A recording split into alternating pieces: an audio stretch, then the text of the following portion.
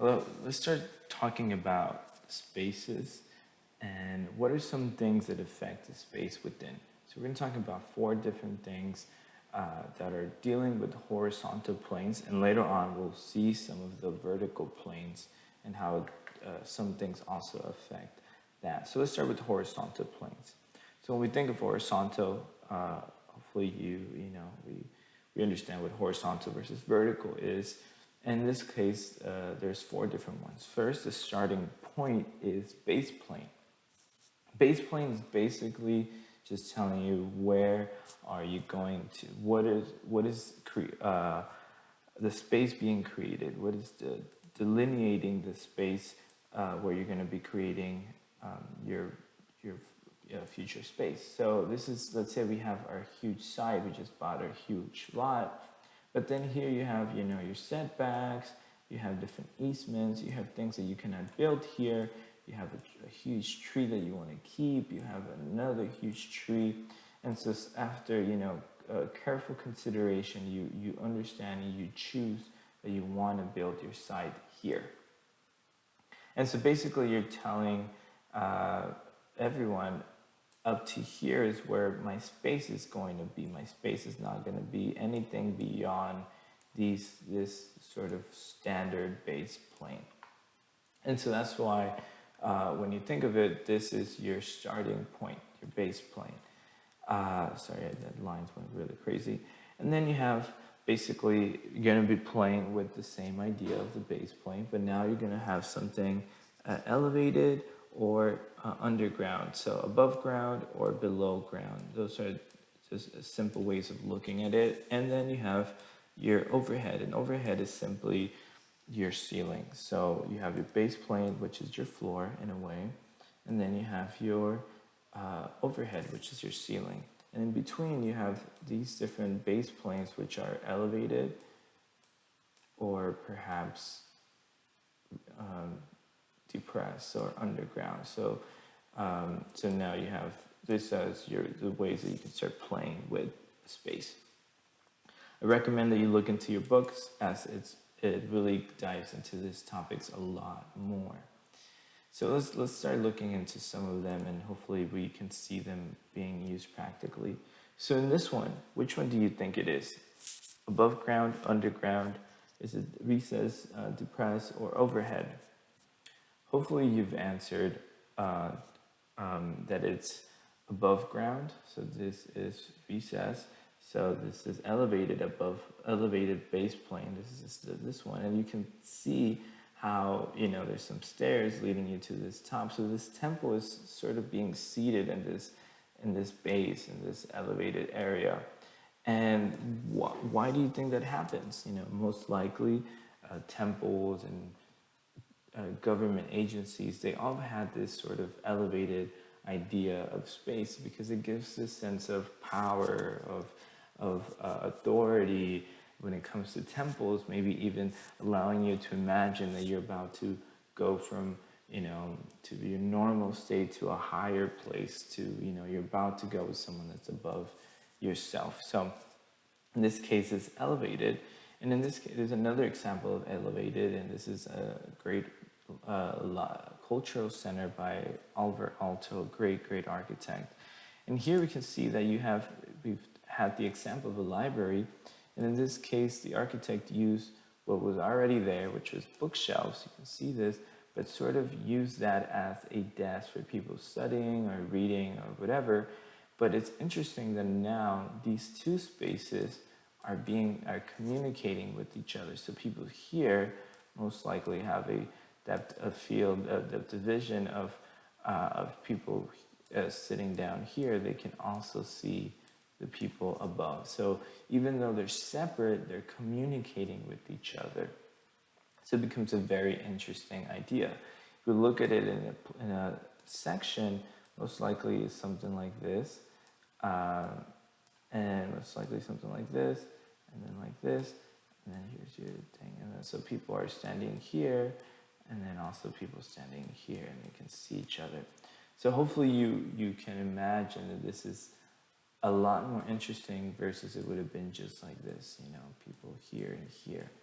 it would have done the same thing, but by providing this idea of elevated planes, it created a much more interesting building.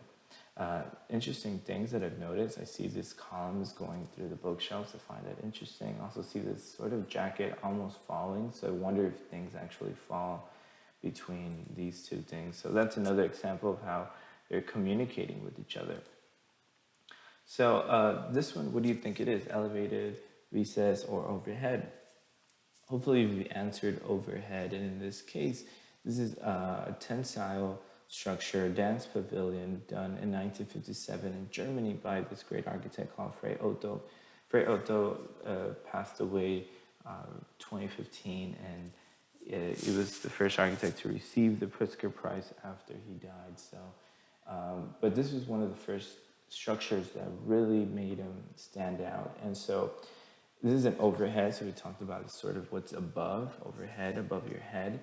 And if you are here, you are outside and you're seeing this, most likely, if only this was here, most likely you will not notice something is there.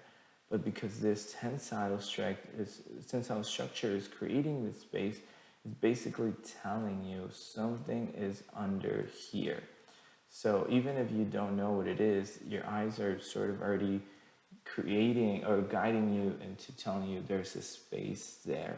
So what's above you also, even if there's nothing physically around it, is also creating space. And so we can even see this, a very clear example of this is when you go to the beach and you put your umbrella somewhere, right? And even though all of this is sand, the moment that you create this overhead idea, everything under this becomes space, becomes your space, right? And one of the reasons why it's protecting you from sun, it's protecting you from rain if it's raining and things like this. So so even though there's nothing physically here to tell you there's space, just because there's something overhead, it's telling you that there is some space below. So something similar is happening here with the tensile structure. Basically, this huge umbrella telling you something is happening. Another example of overhead is this in Indonesia, these sort of structure for the ceilings. Again, most likely you don't need as many, but I'm sure the architect was sort of playing with the idea of helping you look above. And so again, a big thing, a big part of this is now we're going to be looking into vertical planes, but a big part of this is that as an architect, most likely, as a person, most likely you're going to be seeing what's in front of you. It's very hard for people to actually, go to the floor and touch the ground. It's very hard for you to, if the ceiling is high, most likely you're not jumping to trying to touch it. So the things that you do touch is what's in front of you. So you touch the door, you touch the windows, you touch the walls as you pass by. So that's why vertical is a lot more, it's easier for people to notice, but that's why it's very important for architects to take into consideration the base, the height, and playing around with those. And that's how you know that you are making people notice them, as we saw previously. But now let's look into vertical planes. The first one is a vertical linear element. So in this case, a vertical linear element is an example. An example is it could be just one column or a series of columns. So just one vertical linear element. Then we go into single vertical plane. This actually becomes three-dimensional. And then we just have different variations of the single vertical plane. So we have two single vertical planes creating an L shape. Now we have two single vertical planes, but parallel to each other, so creating this sort of tunnel-like, this sort of hallway. Then we have this single vertical plane creating a U shape, or also thinking about it as kind of two L's being combined. And then you have the most common, which is your four planes of an enclosure, or also you can think about it as four L's coming together. So let's go one by one. The first one has to do with the single vertical element. In most cases, sort of like a column. So even though it's just one single element, it does have a lot of presence, a lot of power to define the space. So it's sort of radiating this idea of, you know, either not get near me, or it's sort of defining the space somehow. You can see it in the example below in the Piazza del Campo in Siena, Italy. This huge bell tower is, you know, even though there's right in front of this plaza, even though it's empty, it doesn't feel empty because everything is sort of connecting to this tower. Everything is sort of coming out of this. So it almost seems as this tower, this vertical element, is reigning over this space, taking control. And so that also happens in, you know, in other places. Also, another thing, that when you do have this sort of vertical elements, as I mentioned, they're not three-dimensional, or the elements itself are three-dimensional, but they're not creating three-dimensional spaces. So in between, there's nothing there. You can walk through here. But if you imagine being in this space, and the right at the center of these four columns, even though you're right there, you'll feel like there's space all around you. You'll feel like that you are surrounded by something, by this sort of space. So that's the power of this single element. So let's look at some examples. Here we see this cloister in France. And again, when we see a lot of repetition of things such as columns or beams or trusses, there's a big possibility that they're not there for structure. So columns are mostly structural, but most likely when you see repetition, it has to do with the idea that the architect wanted to show something, wanted to, you know, just be more, create more beauty rather than structural. So here you see the inside of this abbey, of this church, and so you see that these columns, they're creating, you feel like there's one space here, and then there's another space in between these columns, these rows of columns. So even though you're not in this, it feels like when you go from this space to space, you're traveling from one space to another. Also here you see in this cloister, which is this walking area for monks as they're reading or eating or studying or something, you know, again, they've created this two base planes, and then they elevated this one, you know, providing a place to sit but also telling you there's one space here and there's another space here. And the columns, again, providing structure, but at the same time, providing that separation of space between each other. Now we are going to look into the single plane. So we're going to go into what's it called, the single vertical plane. We looked at the vertical linear plane, now we're going to the single vertical plane. And so here, it's a big thing about this one. It has to do with the scale. So if the single vertical plane is small enough or short enough, it could be actually used to be seating. So similar to what's happening here. If it's sort of about 2 feet or so, it's sort of creating a sense of security, of division of space, and telling you don't go there, but you still feel connected to the other space. If it's about your height, you already feel like there's 2 different rooms, but somehow you're in the same building. But if this is actually touching the height of the ceiling, most likely, you know, you'll feel like there are 2 different spaces at all. Another thing is that I mentioned that space has to do with perception. So perception has to do with how you feel, how you're perceiving, how do you feel inside the building. And so these planes has to do with height, with scale, but also how wide, how tall, but also what material are they using. Is the material heavy? Is the material translucent? Is the material, does it have some sort of texture? Is it allowing light? So what's happening with this vertical plane? A good example to see this, to start understanding it a bit more, is The Glass House by Philip Johnson. So Philip Johnson is a great architect. I encourage you all to know his work, or know his name at least. And he does this glass house, basically saying, why can a house be fully transparent? So he plays with this idea. And he, it's pretty outdoor in the out there in the forest, so he has privacy itself because no one really goes into this depth of the woods.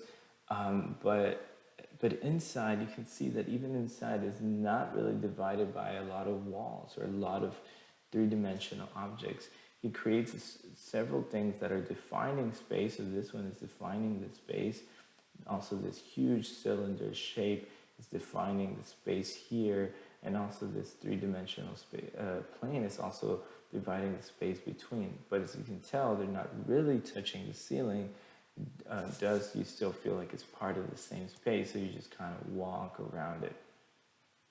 So here's another, image. So here is, we were here, and now you walk through here, and you come behind it, and you come through here. And you can feel like it's a completely different space, even a different view. So even though it's not really enclosed and there's a door, you still feel like you're traveling from space to space. Another really good example is the Barcelona Pavilion by Mies van der Rohe in Spain. And here you can see again, we were talking about, this really kind of brings it all together. We talked about L shapes, parallel planes, U shaped, and we start seeing that very clearly here. We see this vertical lines coming in. We see this single shape coming in. We see also this U shape things coming in here. We see the U shaped also happening here. And so you start seeing how it's also really open, and it's only being divided. The space is being created by this single plane. It's not really doors or different really enclosed buildings. So let's look inside. So here there's a little outdoor water feature. It's not really a pool. And you can see again the space, the ceiling comes all the way here. So this is outdoors and this is indoors, but it almost feels like it's flawless, that it's moving in from one room to another's and making it very interesting. Here again, you come into the house again, so it's open from both sides. We were right here, now we're on the other side, it's also open. So this sort of glass wall is just dividing the space, but it's also sort of, still part of the space. Another here, this material is beautiful and extremely expensive. And again, you see how it's really, you can move around this house through here and things like this. Let's watch this video and maybe it'll help us a bit more understand the space of this house. So we get our base plane, our sort of the foundation of everything. And then Mies van der Rohe creates this sort of columns, this square cross shaped, this plus sign looking shapes, very slender columns, and just provides the structure for this building. And then he starts creating this base plane. So what is going to be creating the division? You see that U shape at the end, but inside, so the ends have more U shape, more L shapes, but inside it's just a singular plane. And again, the columns are also defining the space. Then you get this whole glass surrounding and just all covered by this flat roof, the flat ceiling. You go inside, so when you go inside, you're greeted by this. You come into this sort of long hallway. Again, no door, but you still feel like you're coming into new space because the wall starts there. This is where the water feature was. There was a column right there. Sort of a statue that I showed you a picture. We walked there, and again, we are technically in exterior space, and now we're moving into interior space, but it all seems very smooth. This is sort of the living room area, also enclosed by this sort of carpet on the floor, this rug, and again, you see this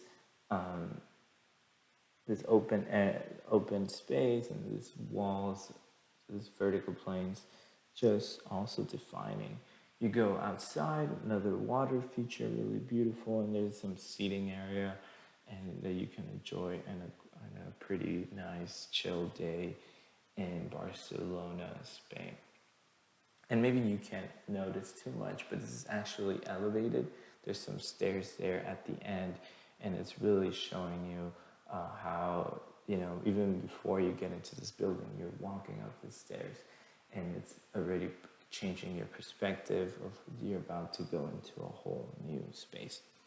So this is one of those things that when you study architecture, it really you start understanding that even though it looks super simple, I know this building looks very, very simple, but the reason why it's so important is because it's understanding the function, the idea of architecture, which is form and space, and creating a beautiful, slender, clean sense of movement, and really just playing around with this idea of space. So a lot of people will most likely will say, I would never live in something like this, and most likely not. But it's just a great understanding of, seeing how space works in a real way. So Mies van der Rohe is a great, great architect. So if you have time, study this a bit more. Here we just see again this idea of this U shape, creating and closing something. And this is again the U shape. And whenever I see the U shape, I think of it as open arms. So that circle was very weird. But imagine, you see a person and it has, arms with, a hug, and is about to, this person is a hugger, and everything that hugs, everything, kind of comes inside. So whenever I see the U shape, just think that everything that's inside is going to be enclosed and organized. And so that's basically, that's the way that I think of that.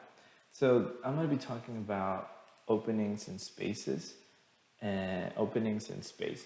But I'm going to talk about that in the next lecture. So please go on to the next part, so we can, and that'll be the last part. So thank you for watching this, and please go to the next part so we can end this series of space. Thank you.